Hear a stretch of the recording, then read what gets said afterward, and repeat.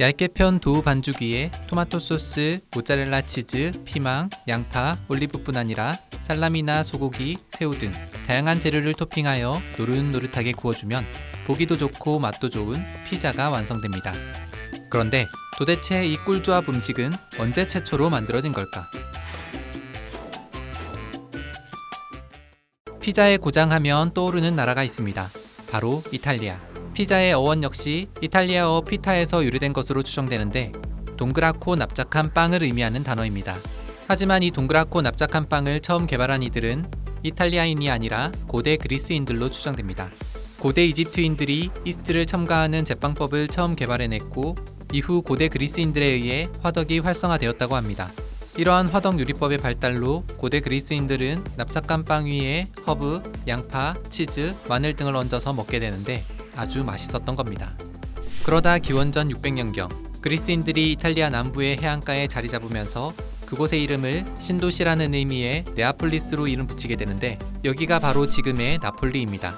그리스인들이 즐겨 먹던 동그랗고 납작한 빵 역시 이 시기에 나폴리에 전해지게 되었습니다.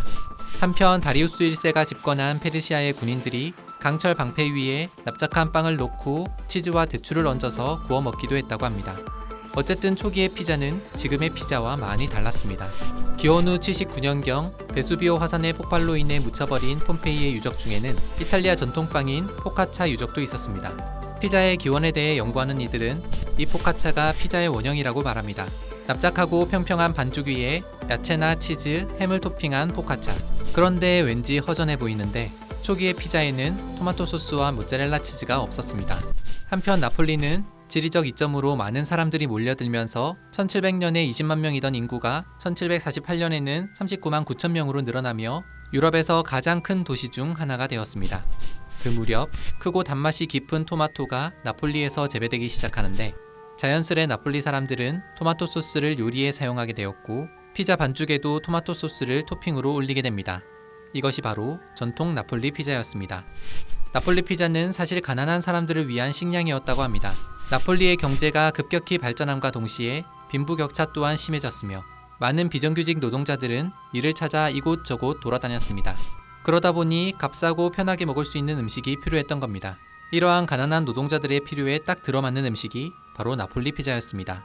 시간이 흘러 1830년 나폴리의 포르투알바 거리에 있던 한 오래된 식당에서 벽돌로 만든 화덕으로 피자를 구워내어 팔기 시작했습니다.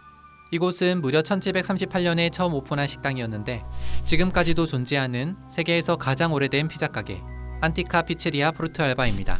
그런데 여전히 피자의 핵심 재료 중 하나인 모짜렐라 치즈는 찾아볼 수 없었습니다.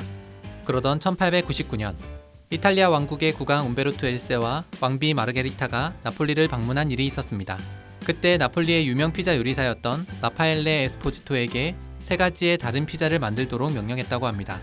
에스포지토는 먼저 마늘을 주재료로 사용한 마리나라 피자와 멸치를 주재료로 사용한 엔초비 피자를 준비했습니다. 하지만 마르게리타 왕비는 이 피자들이 마음에 들지 않았습니다. 에스포지토는 마지막으로 이탈리아 국기에 사용되는 레드, 그린, 화이트를 각각 토마토 소스와 바질, 그리고 모짜렐라 치즈를 얹어서 표현한 피자를 대령하게 됩니다. 이 피자는 비록 세 가지 재료로 간단하게 만들어졌지만 마르게리타 왕비의 취향에 딱 맞아떨어졌습니다. 그래서 이 피자를 마르게리타 피자라고 부르게 되었으며 토마토 소스와 모짜렐라 치즈는 피자의 핵심 요소로 사용되기 시작되었다고 합니다. 이상 최초의 피자에 대해 알아봤습니다.